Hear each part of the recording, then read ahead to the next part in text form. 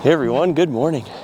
It is an absolutely beautiful morning out here. I'm out here with a pair of ospreys today, photographing them as they build their nest. This is one of my favorite pairs to photograph, and I do so just about every spring around this time, as this location is absolutely wonderful. Being able to photograph them as they come to and from the nest, going back and forth, carrying different nesting material. It's a wonderful location with lots of opportunities to photograph birds in flight. Photographing birds in flight is one of my favorite categories of wildlife photography.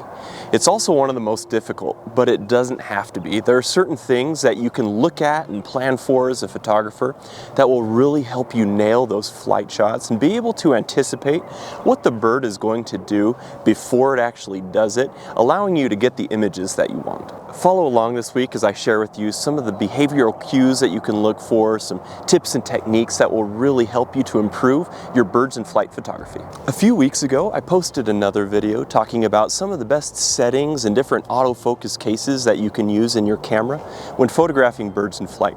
If you haven't seen that video already, be sure to do so after this video, as they build upon each other and go hand in hand when talking about photographing birds in flight. Since we talked a lot about the different settings that you can use in your camera in that previous video, let's start off today by talking about some of the behavioral cues that you can look for when photographing birds. Being able to predict what wildlife is most likely to do before they actually do it is a huge advantage to have as a wildlife photographer, and can make the difference between getting the images that you want and missing the opportunity altogether. So there are certain things that you can look for when photographing birds that might indicate what they're about to do. So if you're sitting with a bird waiting for it to take off so you can get your flight shots, here are a few things that you can look for which might indicate that it'll take off soon. First thing, and this is especially applicable for many raptor species, is an increase in head movement or the appearance of being more fidgety. I can't tell you how many times I've been watching an eagle or an owl. It's been sitting contently for a while, and all of a sudden it starts looking around a lot more. It gets a bit fidgety and then takes off. It's something that I always look for. Again, I usually notice this a lot more with many of the raptor species. Another thing that you can look for is poop. I know it sounds odd, but a bird, before it's about to fly, will generally try to lighten its load by pooping. This is pretty universal among all bird species, so if you're watching a bird, it's sitting on a branch or a rock or something, and it poops, get your camera ready, because chances are it's probably going to take off pretty soon, and then you can get your flight shots. Now that we know a few signs or things to look for that may indicate a bird is about to fly, how do we know in which direction the bird is most likely to fly into?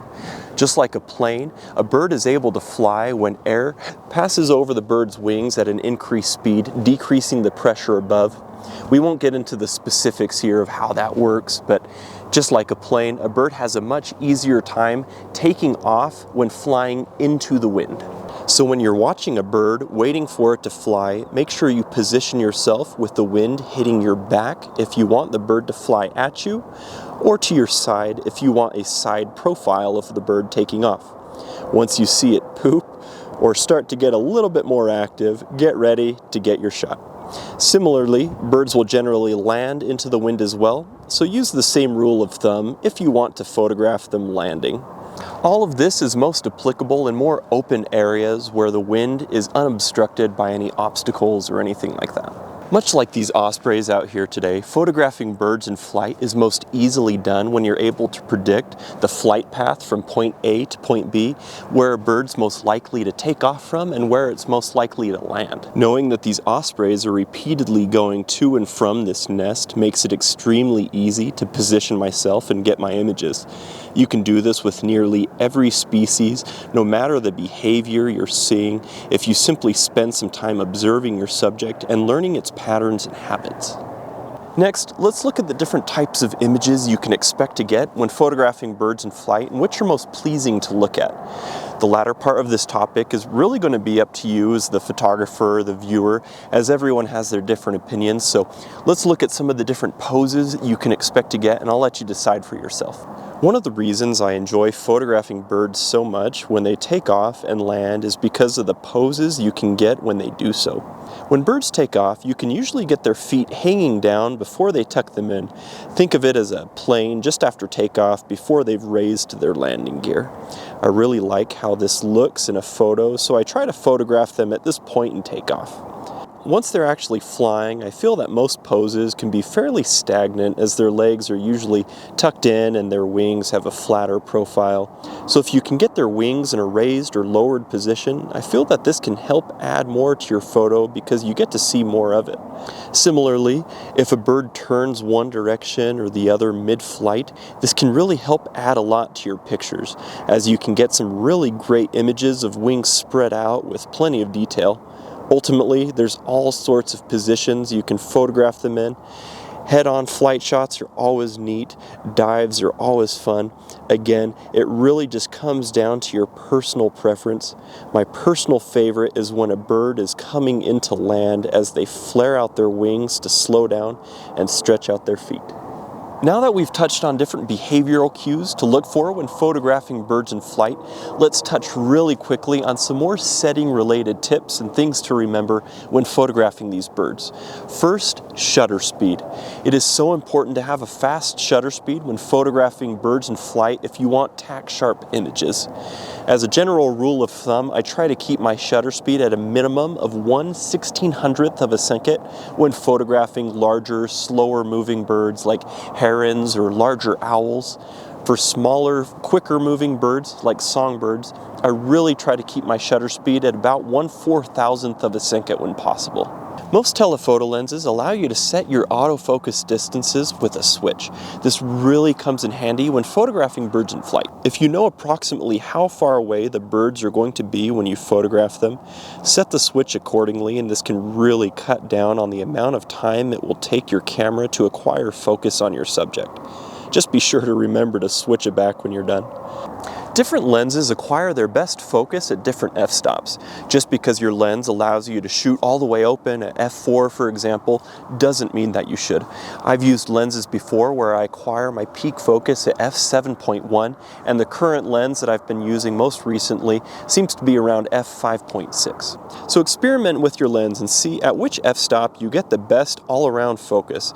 And keep in mind that it may be better to set your aperture around f6.3 or f7.1 anyways, as you'll just have a little bit more depth of field that can go a long ways when photographing birds in flight. Like I mentioned at the beginning of this video, I love photographing birds in flight, but unfortunately I can't always be out in the field doing so. So I've come up with exercises that I practice at home when I'm not out in the field. These exercises help me stay sharp and ready to photograph birds in flight whenever the opportunity presents itself. This is a video that I posted a little while ago, so if you haven't seen that yet, I'll put a link to it in the description below. You can see these exercises and start practicing them at home as well. If you want to put what you've learned today to the test, come join me on one of my wildlife workshops.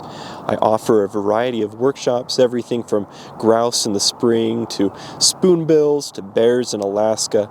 And if there's a different species that you want, I also offer custom private workshops tailored specifically to you and the species you've been wanting to photograph. Hit the link in my description for more details. I would love to hear your thoughts on this week's topic. What are some of the top tips or techniques, things that you remember when photographing birds in flight that make it easier or more predictable for you as a photographer? Let us know in the comments below. I love learning from you guys and would love to hear what you have to say. Thank you so much for following along this week. I always appreciate the feedback and support. I'm going to get back to these ospreys now. They're having a lot of fun building their nest there, so I'm going to see what I can get this morning. Thanks again for following along. We'll see you next week.